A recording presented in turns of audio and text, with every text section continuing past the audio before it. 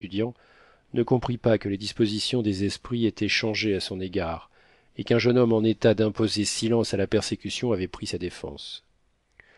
Monsieur Goriot, dit madame Vauquer à voix basse, serait donc le père d'une comtesse Astor?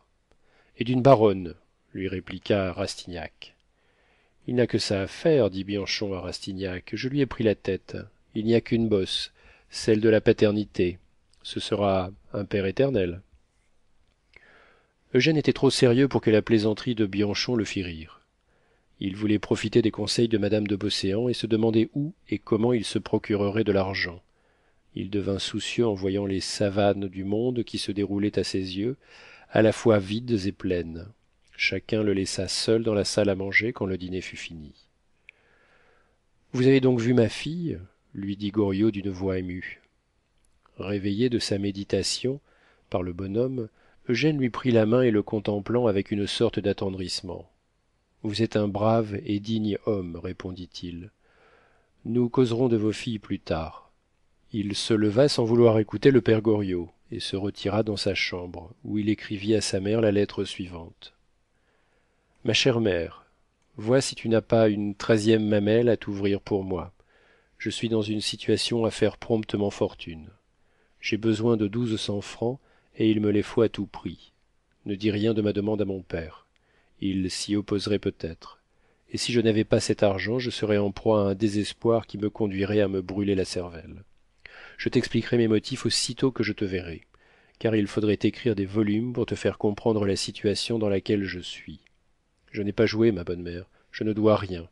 Mais si tu tiens à me conserver la vie que tu m'as donnée, il faut me trouver cette somme. Enfin, je vais chez la vicomtesse de Beauséant qui m'a pris sous sa protection. Je dois aller dans le monde et n'ai pas un sou pour avoir des gants propres. Je saurai ne manger que du pain, ne boire que de l'eau. Je jeûnerai au besoin, mais je ne puis me passer des outils avec lesquels on pioche la vigne dans ce pays-ci. Il s'agit pour moi de faire mon chemin ou de rester dans la boue. Je sais toutes les espérances que vous avez mises en moi et veux les réaliser promptement. Ma bonne mère, vends quelques-uns de tes anciens bijoux, je les remplacerai bientôt. Je connais assez la situation de notre famille pour savoir apprécier de tels sacrifices, et tu dois croire que je ne te demande pas de les faire en vain, sinon je serais un monstre. Ne vois dans ma prière que le cri d'une impérieuse nécessité. Notre avenir est tout entier dans ce subside, avec lequel je dois ouvrir la campagne, car cette vie de Paris est un combat perpétuel. Si, pour compléter la somme, il n'y a pas d'autre ressource que de vendre les dentelles de ma tante, dis-lui que je lui en enverrai de plus belles, etc. Il écrivit à chacune de ses sœurs en leur demandant leurs économies et, pour les leur arracher sans qu'elles parlassent en famille du sacrifice qu'elles ne manqueraient pas de lui faire avec bonheur, il intéressa leur délicatesse en attaquant les cordes de l'honneur qui sont si bien tendues et résonnent si fort dans de jeunes cœurs. Quand il eut écrit ces lettres, il éprouva néanmoins une trépidation involontaire. Il palpitait, il tressaillait. Ce jeune ambitieux connaissait la noblesse immaculée de ces âmes ensevelies dans la solitude. Il savait quelle peine il causerait à ses deux sœurs et aussi quelle serait leur joie, avec quel plaisir elles s'entretiendraient en secret de ce frère bien-aimé au fond du clos. Sa conscience se dressa lumineuse et les lui montra, comptant en secret leurs petits trésors. Il les vit, déployant le génie malicieux des jeunes filles pour lui envoyer incognito cet argent, essayant une première tromperie pour être sublime. Le cœur d'une sœur est un diamant de pureté, un abîme de tendresse, se dit-il. Il avait honte d'avoir écrit. Combien serait puissant leur vœu, combien pur serait l'élan de leurs âmes vers le ciel. Avec quelle volupté ne se sacrifierait elle pas? De quelle douleur serait atteinte sa mère si elle ne pouvait envoyer toute la somme? Ces beaux sentiments, ces effroyables sacrifices allaient lui servir d'échelon pour arriver à Delphine de Nucingen. Quelques larmes, dernier grain d'encens jeté sur l'autel sacré de la famille, lui sortirent des yeux. Il se promena dans une agitation pleine de désespoir. Le père Goriot, le voyant ainsi par sa porte qui était restée entrebâillée, entra et lui dit « Qu'avez-vous, monsieur ?» Ah, mon bon voisin, je suis encore fils et frère comme vous êtes père. Vous avez raison de trembler pour la comtesse Anastasie. Elle est à un monsieur Maxime de Trailles et qui la perdra. Le père Goriot se retira en balbutiant quelques paroles dont Eugène ne saisit pas le sens. Le lendemain, Rastignac alla jeter ses lettres à la poste. Il hésita jusqu'au dernier moment, mais il les lança dans la boîte en disant « Je réussirai ». Le mot du joueur, du grand capitaine, mot fataliste qui perd plus d'hommes qu'il n'en sauve.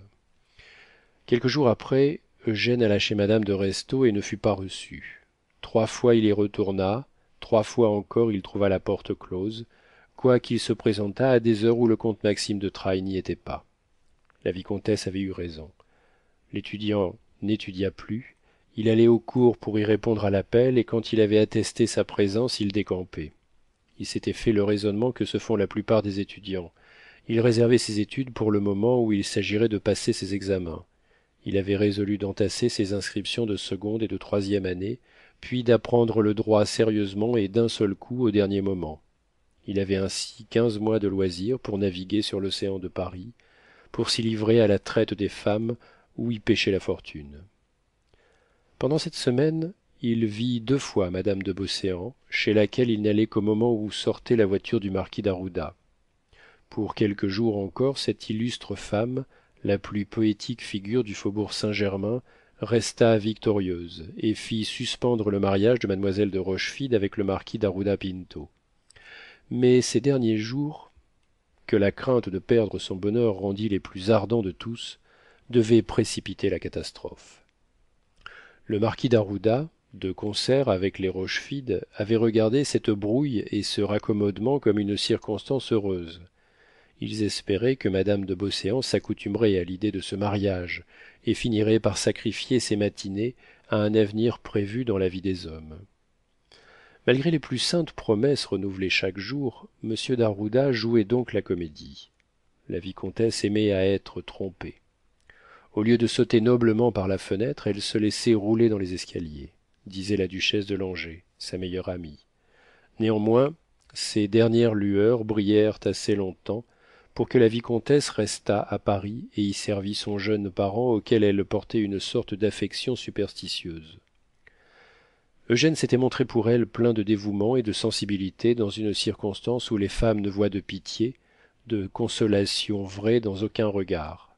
Si un homme leur dit alors de douces paroles, il les dit par spéculation. Dans le désir de parfaitement bien connaître son échiquier avant de tenter l'abordage de la maison de Nucingen, Rastignac voulut se mettre au fait de la vie antérieure du père Goriot et recueillit des renseignements certains, qui peuvent se réduire à ceci. Jean Joachim Goriot était, avant la Révolution, un simple ouvrier vermicellier, habile, économe et assez entreprenant pour avoir acheté le fonds de son maître, que le hasard rendit victime du premier soulèvement de 1789. Il s'était établi rue de la Jussienne, près de la halle au blé, et avait eu le gros bon sens d'accepter la présidence de sa section, afin de faire protéger son commerce par les personnages les plus influents de cette dangereuse époque. Cette sagesse avait été l'origine de sa fortune, qui commença dans la disette, fosse ou vraie, par suite de laquelle les grains acquirent un prix énorme à Paris. Le peuple se tuait à la porte des boulangers, tandis que certaines personnes allaient chercher sans émeute des pâtes d'Italie chez les épiciers. Pendant cette année, le citoyen Goriot amassa les capitaux qui plus tard lui servirent à faire son commerce avec toute la supériorité que donne une grande masse d'argent à celui qui la possède. Il lui arriva ce qui arrive à tous les hommes qui n'ont qu'une capacité relative. Sa médiocrité le sauva. D'ailleurs, sa fortune n'étant connue qu'au moment où il n'y avait plus de danger à être riche, il n'excita l'envie de personne. Le commerce des grains semblait avoir absorbé toute son intelligence. S'agissait-il de blé, de farine, de grenaille, de reconnaître leur qualité, les provenances, de veiller à leur conservation, de prévoir les cours, de prophétiser l'abondance ou la pénurie des récoltes, de se procurer les céréales à bon marché, de s'en approvisionner en Sicile, en Ukraine, Goriot n'avait pas son second. À lui voir conduire ses affaires, expliquer les lois sur l'exportation, sur l'importation des grains, étudier leur esprit, saisir leurs défauts, un homme l'eût jugé capable d'être ministre d'état. Patient, actif, énergique, constant rapide dans ses expéditions il avait un coup d'oeil